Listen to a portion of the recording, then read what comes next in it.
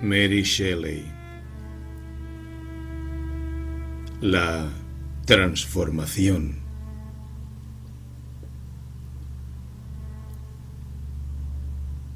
He oído decir que cuando alguna aventura extraña, sobrenatural y de carácter necromántico le ha sucedido a algún ser humano, dicho ser, no importa el deseo que tenga de ocultarlo, en cierto periodo se siente destrozado por un terremoto intelectual y se ve forzado a desnudar sus profundidades interiores a otra persona. Yo soy testigo de la verdad de esta afirmación. Me he jurado a mí mismo no revelar jamás a oídos humanos los horrores a los que una vez, por exceso de un orgullo malévolo, me entregué. El hombre santo que oyó mi confesión y me reconcilió con la Iglesia está muerto. Nadie más sabe lo que aquí me dispongo a contar. ¿Por qué no habría de ser así? ¿Por qué contar una historia de impía tentación de la providencia, sometedora del alma a la humillación? ¿Por qué? Contéstame, tú que eres sabio en los secretos de la naturaleza humana. Solo sé que es así, y a pesar de una fuerte decisión, de un orgullo que me domina en exceso, de vergüenza e incluso de miedo de hacerme odioso a mi propia especie, debo hablar. Génova, mi lugar de nacimiento, ciudad orgullosa que da las azules aguas del Mediterráneo. Me recuerdas en mi infancia, cuando los riscos y promontorios, tu brillante cielo y alegres viñedos eran mi mundo. Felices tiempos, cuando, para el corazón joven, el universo de estrechos límites deja, por su propia limitación, un sendero libre a la imaginación. Encadena nuestras energías físicas y es el único periodo en nuestras vidas en que la inocencia y el gozo están unidos. No obstante, ¿quién puede mirar atrás a la infancia y no recordar sus dolores e inquietantes temores? Yo nací con el espíritu más arrogante, altivo e indomable con que jamás se hubiera dotado un mortal. Solo ante mi padre me arredraba, y él, generoso y noble, pero caprichoso y tiránico al mismo tiempo, fomentaba y refrenaba esa salvaje impetuosidad de mi carácter, haciendo necesaria la obediencia, pero sin inspirar respeto por los motivos que guiaban sus órdenes. Ser un hombre libre e independiente, o en mejores palabras, insolente y dominante, era la esperanza y anhelo de mi rebelde corazón. Mi padre tenía un amigo, un genovés noble y rico, que en un tumulto político se vio repentinamente sentenciado al destierro y sus propiedades fueron confiscadas. El marqués de Torella fue solo al exilio. Al igual que mi padre, era viudo. Tenía una hija, la pequeña Juliette, que quedó bajo la custodia de mi padre. Ciertamente, yo habría sido un maestro poco amable para la adorable muchacha, pero por mi posición me vi obligado a convertirme en su protector. Diversidad de incidentes llevaron a un único punto: que Juliette viera en mí una roca de refugio, y yo en ella una persona que debía perecer por la suave sensibilidad de su naturaleza rudamente sacudida, de no ser por mis cuidados de guardián. Crecimos juntos. La rosa que se abre en mayo no era más dulce que esta querida joven. Su rostro irradiaba belleza, su silueta, su andar, su voz.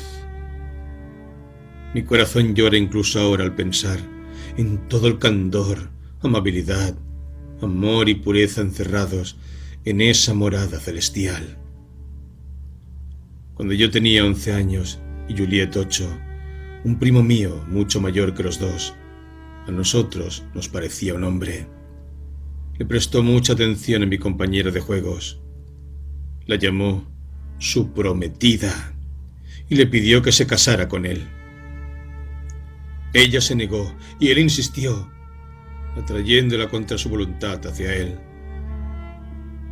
Con el semblante y las emociones de un maníaco, me lancé sobre él y me fané por desenfundar su espada. Me aferré a su cuello con la feroz resolución de ahorcarle. Tuvo que pedir ayuda para que me separaran. Aquella noche llevé a Juliet a la capilla de nuestra casa e hice que tocara las reliquias sagradas. Intimidé su corazón infantil y profané sus labios de niña con el juramento de que sería mía, solo mía. Bueno, aquellos días pasaron. Torella regresó pocos años después y se hizo más rico y próspero que nunca. Cuando tenía 17 años, murió mi padre. Había sido magnífico en el despilfarro. Torella sintió júbilo porque mi minoría de edad le brindaría la oportunidad de incrementar mi riqueza. Juliet y yo habíamos sido prometidos junto al lecho de muerte de mi padre.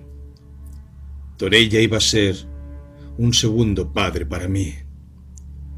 Tuve deseos de ver mundo y se me concedió. Fui a Florencia, a Roma, a Nápoles. Desde allí pasé a Toulon y por fin llegué a lo que había sido el centro de mis deseos, París. Por entonces reinaba una actividad frenética en París. El pobre rey, Carlos VI, ora cuerdo, ora loco, ora monarca, ora un esclavo abyecto, era la burla personificada de la humanidad. La reina, el delfín, el duque de Borgoña, alternativamente amigos y enemigos, ya fuera reuniéndose en banquetes derrochadores, ya fuera derramando sangre en rivalidad, estaban ciegos al desgraciado estado de su país y a los peligros que pendían sobre él, y se entregaban por entero al gozo disoluto, a la lucha salvaje. Mi personalidad aún seguía conmigo. Era arrogante y obstinado. Amaba el alarde y por encima de todo carecía de control alguno. ¿Quién iba a controlarme en París? Mis jóvenes amigos se mostraban ansiosos por alimentar pasiones que les proporcionaban placer. Se me consideraba atractivo. Era maestro en todos los logros de un caballero. No estaba relacionado con ningún partido político. Llegué a ser el favorito de todos. Debido a mi juventud se me perdonaba toda presunción y altivez, y así me convertí en un joven consentido. ¿Quién podía controlarme? No las cartas y consejos de Torella, solo la fuerte necesidad que me visitaba bajo la aborrecida forma de una bolsa vacía. Mas había medios para rellenar ese vacío. Vendí acre tras acre, propiedad tras propiedad. Mis ropas, mis joyas, mis caballos y sus jaeces casi no tienen rival en el suntuoso París, mientras tierras de mi herencia pasaban a manos de otros. El duque de Orleans fue emboscado y asesinado por el duque de Borgoña. El miedo y el terror se apoderaron de París. El delfín y la reina se aislaron. Se suspendieron todos los placeres. Yo me cansé de ese estado de cosas. Mi corazón ansiaba mis correrías infantiles. Casi era un mendigo. Sin embargo, podía regresar, reclamar a mi prometida y reconstruir mis riquezas. Unas cuantas empresas felices como comerciante me harían rico de nuevo. No obstante, no retornaría con aspecto humilde. Mi última disposición fue desprenderme de mi propiedad próxima a Albaro por la mitad de su valor a cambio de dinero inmediato. Luego despaché toda clase de artesanías, tapices y muebles de esplendor real para preparar lo único que me quedaba de la herencia, mi palacio de Génova. Pero aún me demoré un poco más, avergonzado por el papel de hijo pródigo que debía representar. Envié mis caballos. Le mandé a mi prometido una jaca española sin igual, cuyos jaeces centelleaban con joyas reales y telas de oro. En todas partes hice grabar las iniciales de Juliette y su Guido. Mi regalo obtuvo favor a ojos de ella y de su padre. No obstante, retornar como un derrochador proclamado, con la marca del despilfarro impertinente, quizá para el escarnio y el encuentro solo de reproches o burlas de mis compatriotas, no era una perspectiva alentadora. Como un escudo que me protegiera de la censura, invité a unos pocos de mis camaradas más intrépidos a acompañarme. Así fui armado contra el mundo, escondiendo un sentimiento ulcerado, mitad miedo y mitad penitencia, con una exhalación osada e insolente de vanidad satisfecha. Llegué a Génova. Recorrí los senderos de mi palacio ancestral. Mi orgulloso paso no era representante de mi corazón, pues en lo más hondo sentía que, aunque rodeado por todos los lujos, no era más que un mendigo. El primer movimiento que hiciera por reclamar a Juliette me declararía a todo el mundo como tal. Leí desprecio o pena en las miradas de todos. Supuse, tan propensa es la conciencia a imaginar lo que merece, que ricos y pobres, jóvenes y viejos, me contemplaban con burla. Torella no vino a verme. No era de extrañar que mi segundo padre esperara la deferencia de un hijo por mi parte y fuera yo el primero en visitarle. Pero, hostigado y aguijoneado por cierto sentido de vergüenza por mis locuras y deméritos, me afané por culpar a otros. Celebrábamos fiestas nocturnas en el Palazzo Cárega.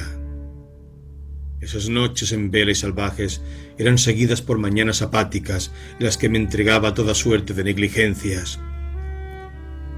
A la hora del Ave María mostrábamos nuestras refinadas personas en las calles, mofándose de los ciudadanos sobrios, echando insolentes miradas a las mujeres aterrorizadas.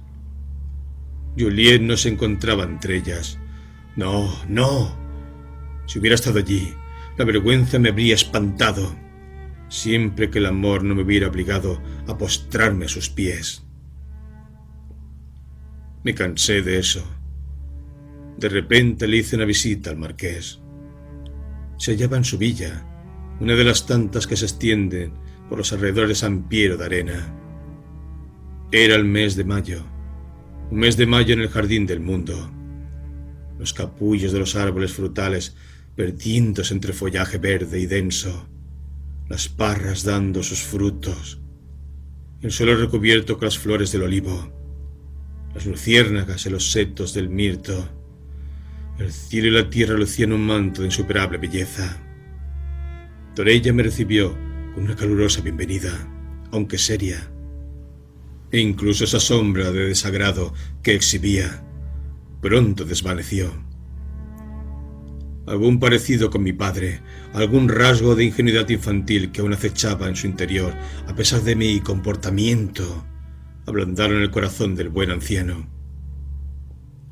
Envió a buscar a su hija y me presentó a ella como su prometido. Cuando entró, la estancia se iluminó con una luz sagrada. En ella anidaba el aspecto de querubín, esos ojos grandes y suaves, las mejillas con hoyuelos y la boca de infantil dulzura que expresan esa rara unión de felicidad y amor. Primero me poseyó la admiración. ¡Es mía!, fue la segunda emoción orgullosa, y mis labios se alzaron con altivo triunfo. Yo no había sido el enfángate de las bellezas de Francia como para no haber aprendido el arte de complacer el corazón blando de una mujer. Si hacia los hombres era altanero, La deferencia con que trataba a las mujeres producía mayor contraste. Comencé mi cortejo a Juliette con 1000 galanterías, que, jurada a mí desde la infancia, jamás había concedido dicha devoción a otros, y, aunque acostumbrada a las expresiones de admiración, no estaba iniciada en el lenguaje de los amantes. Durante unos pocos días todo fue bien. Torella jamás hizo una alusión a mi extravagancia y me trató como a un hijo favorito. Pero llegó el día cuando discutíamos los preliminares de mi unión con su hija, en que ese hermoso rostro de las cosas cambió completamente. Se había redactado un contrato en vida de mi padre. De hecho, yo lo había anulado al haber despilfarrado todas las riquezas que debíamos compartir Juliette y yo. Torella, en consecuencia, eligió considerar cancelado ese lazo y propuso otro, en el que, aunque la fortuna que entregaba se había inconmensurablemente incrementada, tenía tantas restricciones en cuanto a la manera de gastarla, que yo, que veía la independencia solo en el libre curso de mi voluntad, le ridiculicé diciendo que se aprovechaba de mi situación y me negué en redondo a suscribir sus condiciones. El anciano intentó con suavidad hacerme entrar en razón. El orgullo enardecido se convirtió en el tirano de mi pensamiento. Escuché con indignación y le rechacé con desdén. Juliette, tú eres mía. ¿Acaso no intercambiábamos juramentos en nuestra inocente infancia? ¿No somos uno a los ojos de Dios? ¿Dejarías que el frío corazón y la gélida sangre de tu padre nos separen? Sé generosa, amor mío, sé justa. No retires un regalo, el último tesoro de tu Guido. No reniegues de tu juramento. Desafiemos al mundo y, ajenos a los cálculos de la edad, encontremos en nuestro mutuo afecto un refugio para todos los males. Qué abyecto debí de haber sido para envenenar con semejantes sofismas el santuario del pensamiento sagrado y el tierno amor. Asustada, Juliette se apartó de mí. Su padre era el mejor y más amable de los hombres, y se esforzó en mostrarme cómo nos veríamos llenos de bienes si le obedecía. Él recibiría mi tardía sumisión con cálido afecto, y mi arrepentimiento tendría un generoso perdón. Infructuosas palabras empleadas por una joven y gentil hija con un hombre acostumbrado a hacer su voluntad e imponer su ley, y que tenía en su propio corazón un déspota tan terrible y decidido que a nadie podía entregar obediencia salvo a sus deseos irrefrenables. Mi sentimiento creció con la resistencia, y mis impetuosos compañeros estaban dispuestos a añadirle combustible a las llamas. Trazamos un plan para secuestrar a Juliette. Al principio pareció estar coronado por el éxito. A mitad de la empresa, a nuestro regreso, fuimos sorprendidos por el desesperado padre y sus criados. Surgió el conflicto. Antes de que llegara la guardia de la ciudad para decidir la victoria a favor de nuestros antagonistas, 2 de los sirvientes de Torella fueron heridos de gravedad. Esta parte de la historia me pesa mucho. Hombre cambiado como soy, me aborrezco con el recuerdo. Que nadie que pueda oír esta historia se sienta alguna vez como me sentí yo. Un caballo enfurecido por un jinete, con espuelas punzantes, no era más esclavo que yo de la violenta tiranía de mi temperamento. Un espíritu maligno poseía mi alma, irritándola hasta la locura. Escuché la voz de la conciencia en mi interior, pero si me entregué a ella durante un fugaz intervalo, solo sería un momento antes de verme arrancado, como por un remolino, transportado a la corriente de la furia desesperada, juguete de tormentas engendradas por el orgullo. Fui encarcelado y puesto en libertad a instancias de Torella. De nuevo regresé para llevarle a él y a su hija a Francia, Desventurado país, asolado entonces por saqueadores y bandas de soldados sin ley, que ofrecía un agradecido refugio a un criminal como yo. Nuestros planes fueron descubiertos. Se me sentenció el destierro, y como mis deudas ya eran enormes, lo que quedaba de mis propiedades fue puesto en manos de comisarios como pago.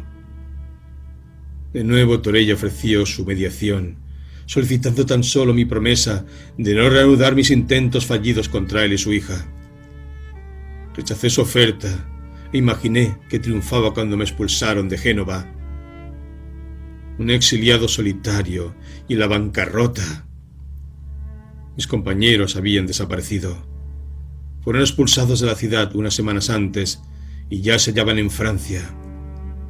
Estaba solo, sin amigos, sin una espada a mi lado y ni un solo ducado en la bolsa. Vagué por la playa, mientras un remolino de pasión poseía y desgarraba mi alma. Era como si un rescoldo al rojo me estuviera quemando el pecho. Al principio medité en lo que debía hacer. Me uniría a una banda de saqueadores. ¡Venganza! La palabra me pareció un bálsamo. La abracé, la acaricié, hasta que, como una serpiente, me picó.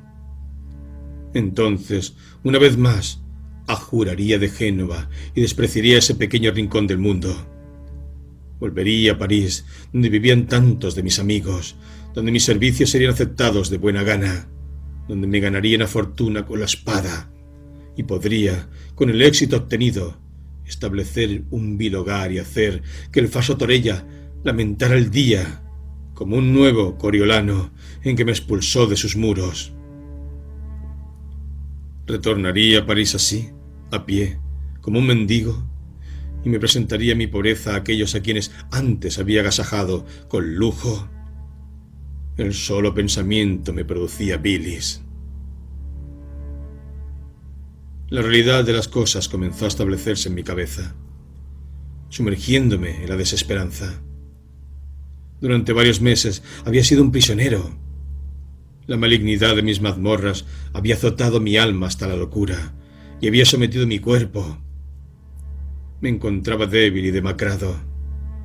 Torella había usado 1000 artificios para proporcionarme comodidad, pero yo los había detectado y despreciado, recogiendo la cosecha de mi obstinación. ¿Qué debía hacer? ¿Arrodillarme ante mi enemigo y suplicar el perdón? Antes preferiría padecer 1000 muertes. Jamás obtendrían su victoria. ¡Odio! Juré un odio eterno. ¿Odio de quién? De un proscrito errante a un noble poderoso.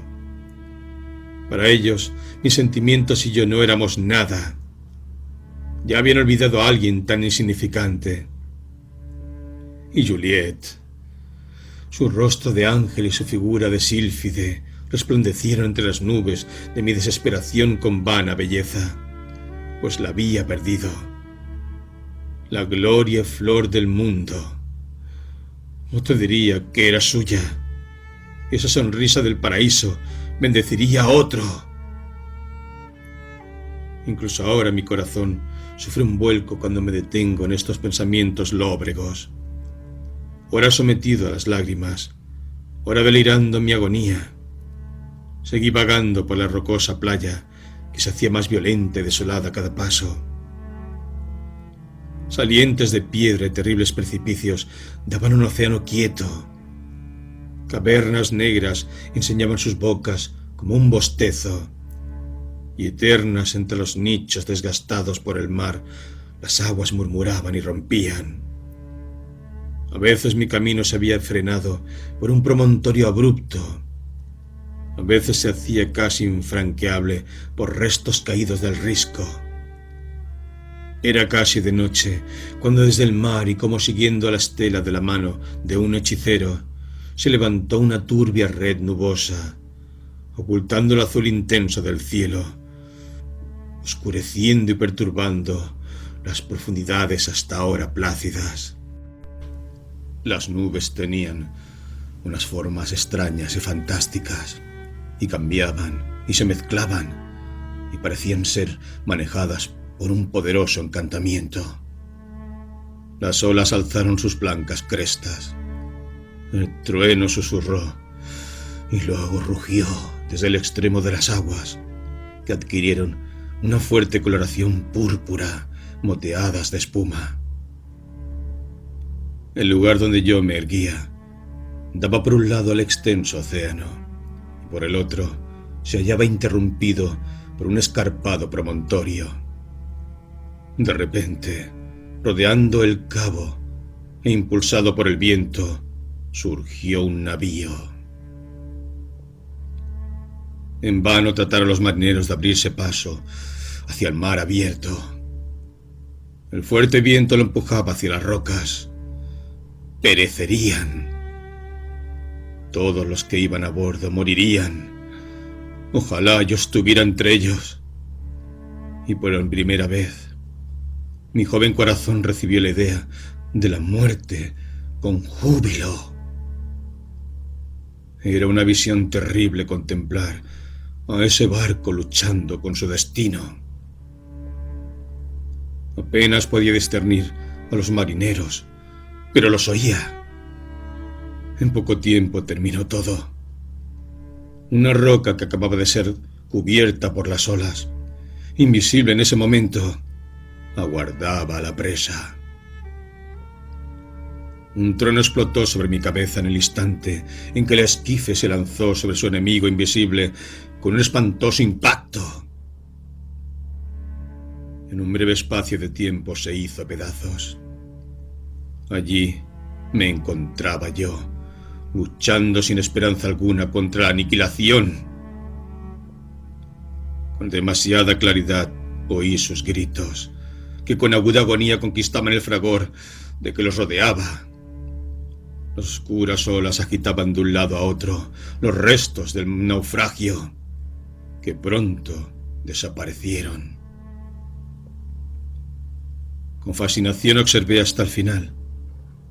Por último, caí de rodillas y me cubrí la cara con las manos. Al rato alcé la vista y vi que algo flotaba en el remolino, acercándose más y más a la playa. ¿Se trataba de una figura humana? Se hizo más nítida, y una última y poderosa ola alzó toda la embarcación y la dejó encallada en una roca. Un ser humano a horcajadas en un cofre. Un ser humano. Pero ¿lo era de verdad? Seguro que nada igual había existido antes. Un enano con ojos entrecerrados, facciones distorsionadas y un cuerpo deforme, hasta que se convirtió en un horror a la vista. Mi sangre, que había sentido compasión hacia un congénere así, arrebatado de su tumba acuosa, se heló en torno a mi corazón. El enano se bajó del cofre y se apartó el pelo lacio y enredado de su odioso semblante. «¡Por San Belcebú!», exclamó. «¡He sido derrotado!». Miró a su alrededor y me vio. «¡Oh, por el espíritu maligno! He aquí otro aliado del poderoso. ¿A qué santo le ofreciste plegarias, amigo, sino al mío? Sin embargo, no te recuerdo a bordo». Me encogí ante el monstruo y su blasfemia. De nuevo volvió a interrogarme y emití una réplica inaudible. Él continuó. «Tu voz está ahogada por este rugido disonante. ¿Qué ruido crea este inmenso océano? Los colegiales que salen de su prisión no son más estruendosos que estas olas libres para jugar. Me molestan. No soportaré más su bravuconería. Silencio, anciano. Vientos, cesad. A vuestros hogares. Nubes, volad a las antípodas y despejad nuestro cielo. Mientras hablaba, extendió los dos brazos largos y flacos, parecidos a las patas de una araña, y dio la impresión de abrazar con ello la extensión de agua que había ante él. Era un milagro. Las nubes se quebraban y huyeron. El cielo azul se asomó, y luego fue como un campo apacible sobre nosotros. El viento tormentoso fue cambiado por una suave brisa que sopló desde el oeste. El mar se calmó. Las olas se convirtieron en ondas. Me gusta la obediencia incluso en estos estúpidos elementos, dijo el enano. Cuanto más en la mente indómita de un hombre. Has de reconocer que fue una buena tormenta, y toda de mi creación. Era tentar la providencia intercambiar palabras con este mago, pero el poder, en todas sus formas, resulta venerable para un hombre. El miedo, la curiosidad y una persistente fascinación me acercaron a él.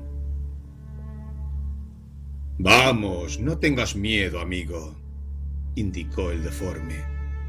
Cuando me complacen tengo buen humor, y algo me place en tu cuerpo, bien proporcionado, y en tu atractiva cara, aunque pareces estar un poco abatido. Tú has sufrido un desastre de tierra, y yo uno de mar. Quizá pueda aliviar tu desgracia, tal como hice con la mía. ¿Somos amigos? Y alargó la mano, aunque no pude tocarla. Bueno, entonces, compañero, eso bastará. Y ahora, mientras descanso después del ajetreo que acabo de aguantar, cuéntame por qué, joven y galante como pareces, vagas así solo y melancólico por esta playa salvaje. La voz del enano era chirriante y espantosa, y las contorsiones que realizaba mientras hablaba, pavorosas de ver. No obstante, obtuvo cierta influencia sobre mí, una influencia que no pude dominar, y le narré mi historia. Cuando terminé, se rió larga y sonoramente. Las rocas devolvieron el eco del sonido. A mi alrededor parecía aullar el infierno. «Oh, primo de Lucifer», dijo, «de modo que tú también has caído por tu orgullo. Y aunque brillante como el sol de la mañana, estás dispuesto a abandonar tu buen aspecto, tu prometida y tu bienestar, antes que someterte a la tiranía del bien. Por mi alma que honro tu elección. Así que has huido y entregado el día, y pretendes morirte de hambre en estas rocas, y dejar que las aves te arranquen los ojos, mientras tu enemigo y tu prometida se regocijan en tu ruina.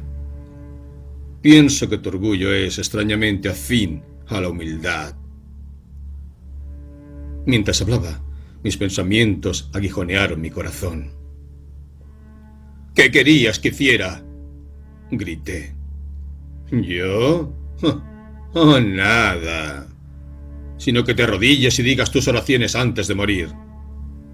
Pero, si yo estuviera en tu lugar, sé lo que habría que hacer». Me acerqué a él. Sus poderes sobrenaturales le convertían a mis ojos en un oráculo. Pero un escalofrío extraño y fantástico recorrió mi cuerpo cuando dije: «Habla, enséñame. ¿Qué aconsejas?» «Véngate, hombre. Humilla a tus enemigos. Pisa con tu pie el cuello del viejo y posee a su hija». Me vuelvo al este y al oeste, y no ve ningún medio de conseguirlo, exclamé. Si tuviera oro podría lograr mucho, pero pobre y solo como estoy, me siento inerme. El enano había permanecido sentado sobre su cofre mientras escuchaba mi historia. En ese momento se levantó, tocó un muelle y el baúl se abrió. ¡Qué fuente de riquezas! De centelleantes joyas, resplandeciendo oro y pálida plata, había dentro. me poseyó un frenético deseo de tener ese tesoro. Sin duda, comenté, alguien tan poderoso como tú podría realizar cualquier cosa. No, repuso con humildad el monstruo. Soy menos omnipotente de lo que parezco. Poseo algunas cosas que tú puedes codiciar, pero las entregaría todas por una pequeña parte, incluso un préstamo de lo que es tuyo. Mis posesiones están a tu servicio, dije con amargura. Ni pobreza, ni exilio, ni desgracia. Todas te las doy libremente. Bien, te lo agradezco. Añade otra cosa a tu regalo, y mi tesoro es tuyo. Como nada es mi única herencia, ¿qué cosa aparte de la landa querrías poseer? Tu hermosa cara y tus miembros bien hechos. Temblé. ¿Me asesinaría este monstruo todopoderoso? Carecía de daga. Me olvidé de rezar y me puse pálido. Pido un préstamo, no un regalo, dijo esa cosa abyecta. Préstame tu cuerpo por 3 días. Tú tendrás el mío para encerrar tu alma mientras tanto, y como pago, mi cofre. ¿Qué contestas al trato? 3 cortos días. Se nos dice que es peligroso mantener tal conversación impía, y bien lo demuestro yo. Escrito con palabras blandas, puede parecer increíble que le prestara alguna atención a esa proposición, pero, a pesar de su fealdad antinatural, había algo fascinante en un ser cuya voz era capaz de gobernar la tierra, el aire y el mar. Sentí un agudo deseo de aceptar, pues con ese cofre podría dominar el mundo. Mi única vacilación provenía del temor de que no cumpliera su parte del trato. Entonces pensé que pronto moriría en estas arenas solitarias y que los miembros que él codiciaba ya nunca más serían míos. Valía la pena el riesgo. Además, yo sabía que por todas las reglas del arte de la magia había fórmulas y juramentos que ninguno de sus practicantes se atrevería a romper. Titubeé en mi respuesta, y él continuó, ora exhibiendo sus riquezas, ora mencionando el precio insignificante que exigía, hasta que parecía una locura negarse a ello. Es así como sucede. Colocamos la barca en la corriente del río y hacia la catarata se precipita. Entregamos nuestro vehículo al salvaje torrente de la pasión y estamos perdidos sin saber dónde vamos. Pronunció muchos juramentos, y yo le conjuré con muchos nombres sagrados, hasta que vi a esa maravilla de poder, a ese gobernador de elementos, temblar como una hoja de otoño ante mis palabras. Y como si el espíritu hablara a regañadientes y a la fuerza en su interior, al fin él, con voz rota, reveló el hechizo con el que se le podía obligar, si llegaba a traicionarme, a entregarse. Nuestra sangre caliente debía mezclarse para realizar y establecer el encantamiento. Basta de este impío tema, me convenció, y el pacto fue sellado. La mañana cayó sobre mí mientras yacía allí tendido en las ripias, y ni siquiera reconocí mi sombra.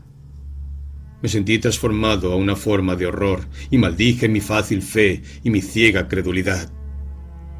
El cofre estaba ahí. El oro y las piedras preciosas por los que había vendido el cuerpo de carne que la naturaleza me había dado. Su visión calmó un poco mis emociones. 3 días pasarían pronto. Y pasaron. El enano me había proporcionado abundante comida. Al principio, apenas podía caminar, tan extraños y mal articulados eran mis miembros.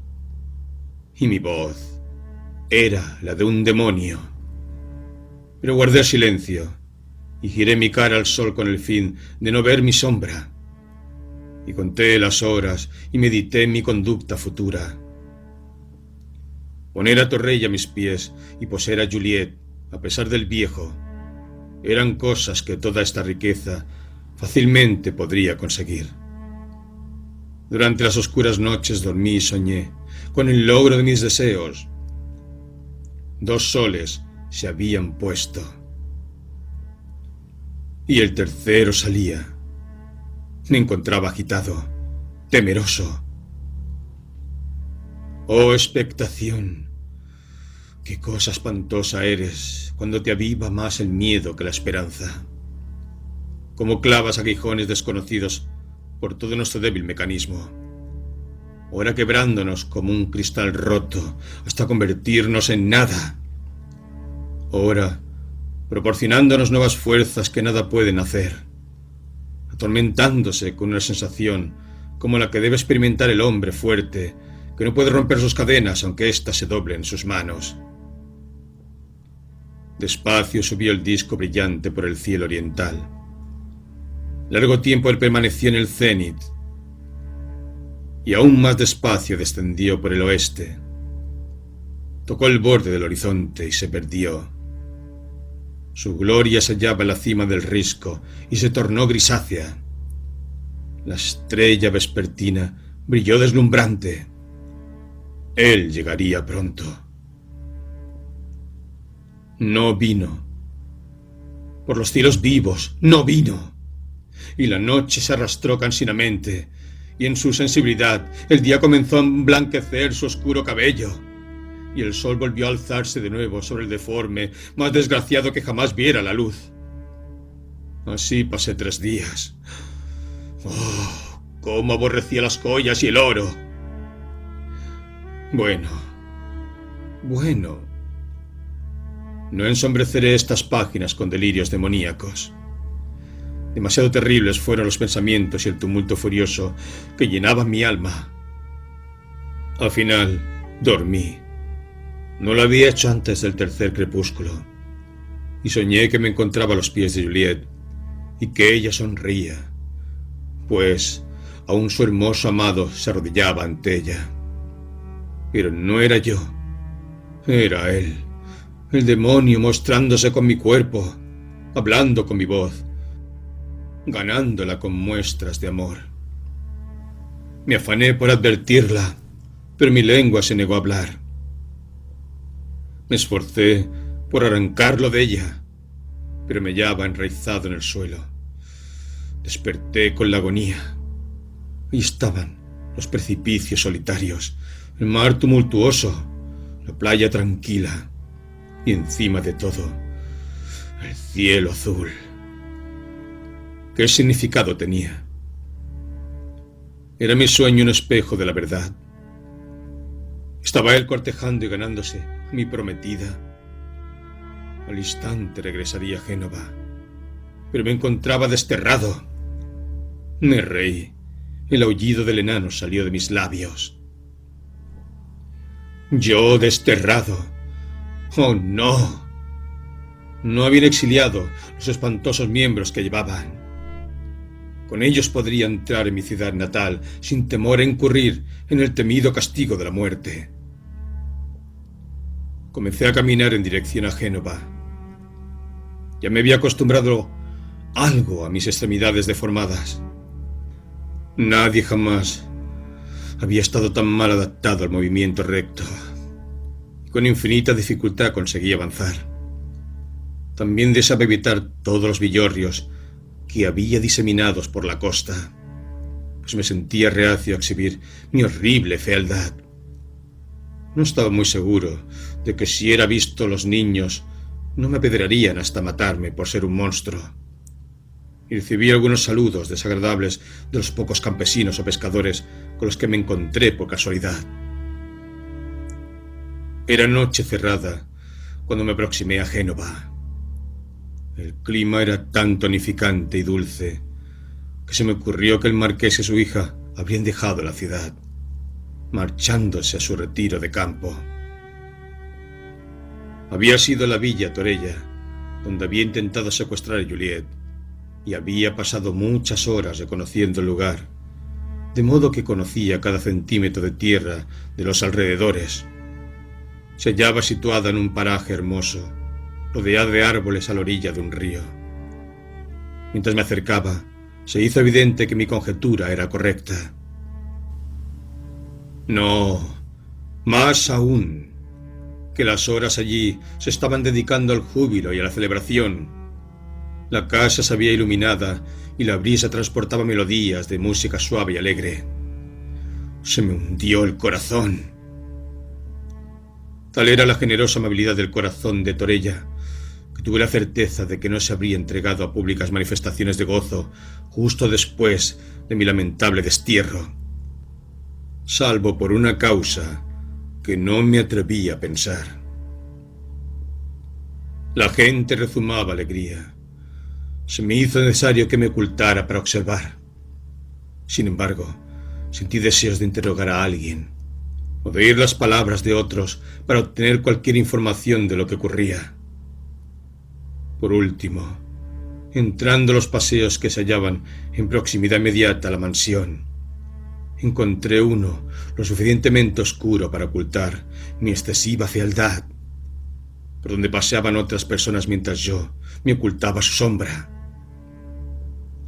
Pronto descubrí todo lo que quería saber, lo cual hizo que primero mi corazón muriera de horror y luego hirviera de indignación.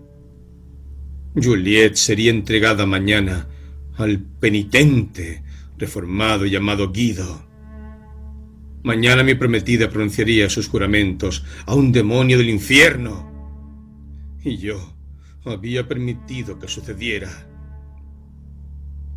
Mi maldito orgullo, mi demoníaca violencia y perversa idolatría personal habían provocado esta situación, pues hubiera obrado como lo había hecho el deforme que me había robado el cuerpo.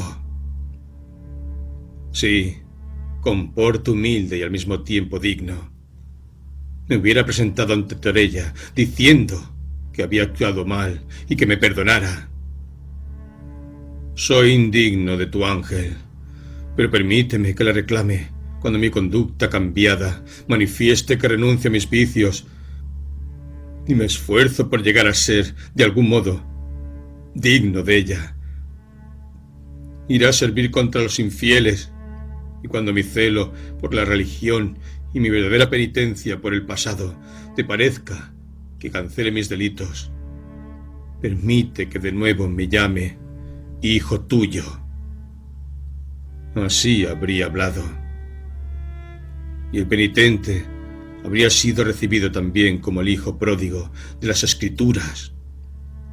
Para él se habría matado al ternero cebado, y siguiendo todavía el mismo sendero, exhibiría un pesar tan abierto por sus locuras, una confesión tan humilde de todos sus derechos, y una resolución tan ardiente por conseguirlos de nuevo mediante una vida de contrición y virtud, que rápidamente habría conquistado al amable anciano, a lo que en rápida sucesión seguirían un perdón completo y la entrega de su adorable hija. Oh, ojalá un ángel del paraíso me hubiera inspirado para que actuara así. Pero ahora, ¿cuál será el destino de la inocente Juliette? ¿Permitirá Dios la horrible unión? ¿O si algún prodigio la destruye, enlazará el deshonrado nombre de Cárega con el peor de los crímenes? Iban a ser desposados mañana al amanecer, y solo había una manera de impedirlo: encontrarme con mi enemigo y obligarle a la ratificación de nuestro acuerdo. Pensaba que solo se podía conseguir una lucha mortal. No tenía espada. Siempre que mis distorsionados brazos pudieran empuñar el arma de un soldado, pero sí una daga, y en ella radicaba toda mi esperanza. No había tiempo para meditar la cuestión.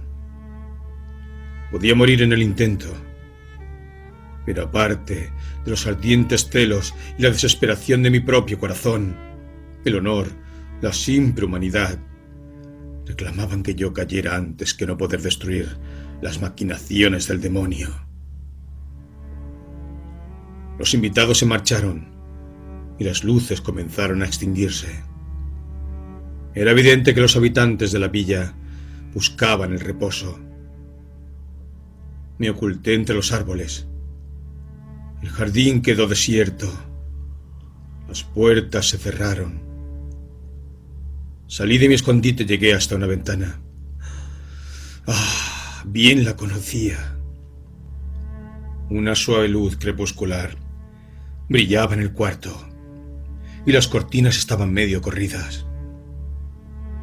Era el templo de la inocencia y la belleza.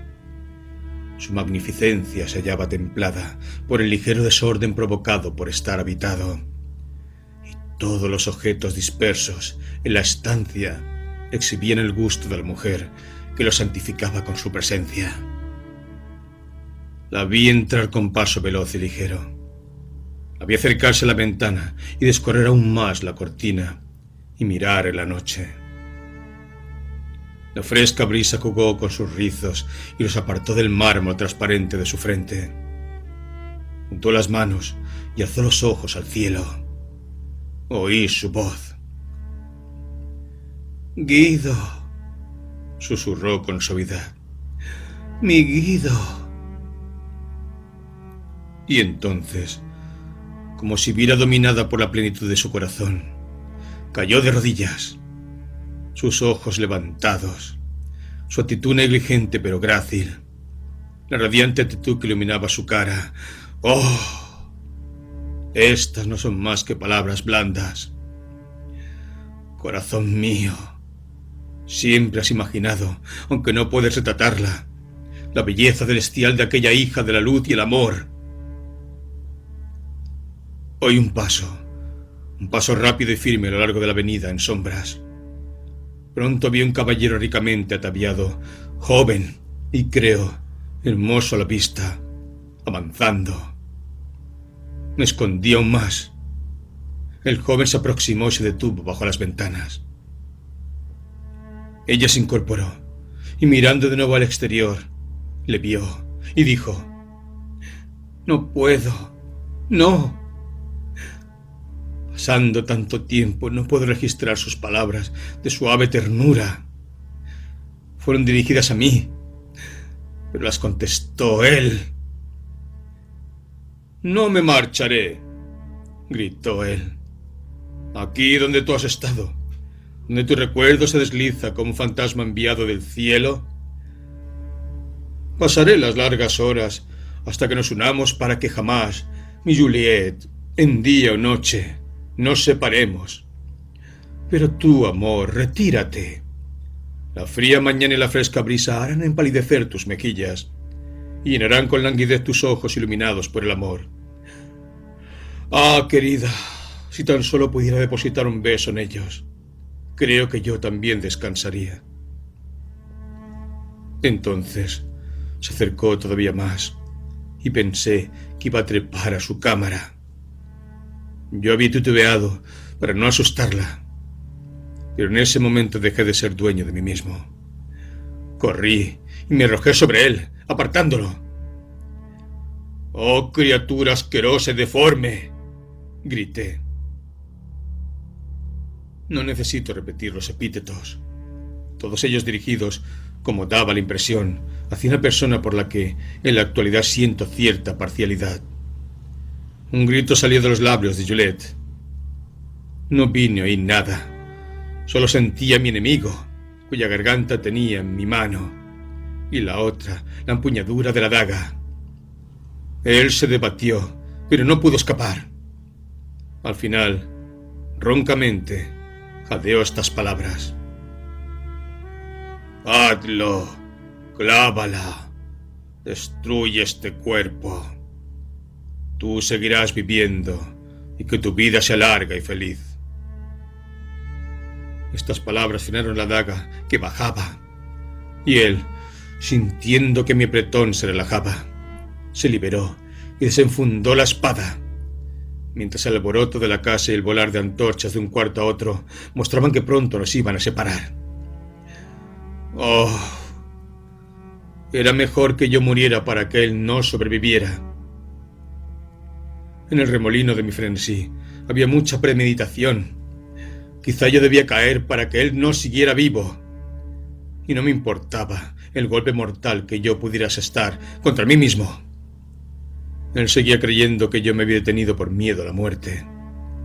Y mientras advertía la decisión del villano de ganar ventaja de mi vacilación, me arrojé a su espada en el preciso instante en que lanzó su súbita estocada, y al mismo tiempo le clavé la daga en el costado, con una puntería basada en la desesperación. Caímos juntos, rodando uno encima del otro, y la marca de sangre que fluyó de la herida abierta de cada uno se mezcló en la hierba. Nada más sé. Perdí el sentido. De nuevo volví a la vida. Débil, casi hasta la muerte, me encontré tendido en una cama. Juliet se hallaba arrodillada junto a ella. Extraño.